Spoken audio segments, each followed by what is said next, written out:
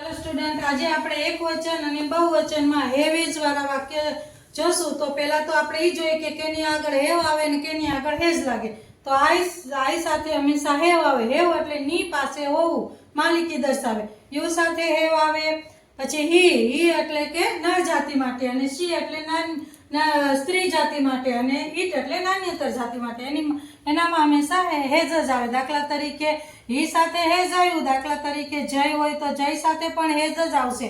એવી રીતે સી છે તો સી ની જગ્યાએ કોઈ પણ છોકરીનું નામ હોય કે સ્ત્રીનું નામ હોય તો એની પાસે એ આવે છે. અને ઈટ એટલે એમાં તો નિર્જીવ વસ્તુ અથવા તો કોઈ પણ પ્રાણી પક્ષીના નામ પાછળ ઈટ આવશે. હવે આપણે બહુવચનમાં જોઈએ તો બહુવચનમાં વી એટલે વી સાથે હંમેશા હેવ જ આવે. યુ એટલે તમે, તમારી સાથે હંમેશા હેવ જ આવે. ધ્યેય એટલે તેઓ, એની સાથે પણ હંમેશા હેવ આવે. હવે આપણે આ બધાને લગતા એક એક આપણે વાક્ય જોઈએ.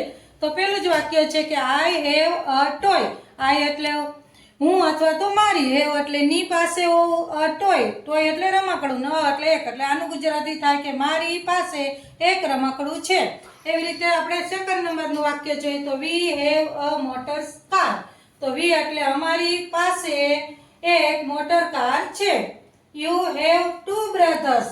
હવે યુ એટલે તમારી, હેવ એટલે ની પાસે હોવું, અને ટુ બ્રધર એટલે બે ભાઈ. તો શું થાય? તમારી પાસે બે ભાઈ છે. એટલે એમ ન કે પણ તમારે બે ભાઈ છે, એવી રીતે થાય. પછી હી હેઝ ટુ પેન્સિલ. તેની પાસે બે પેન્સિલ છે. એવી રીતે સી નું વાક્ય હોય તો સી હેઝ ટુ પેન. તો તેણીની પાસે બે પેન છે. અને છેલ્લે ધ્યેય હેવ ન્યૂ સાયકલ્સ. તો તેઓની પાસે ન્યૂ સાયકલ છે. Thank you.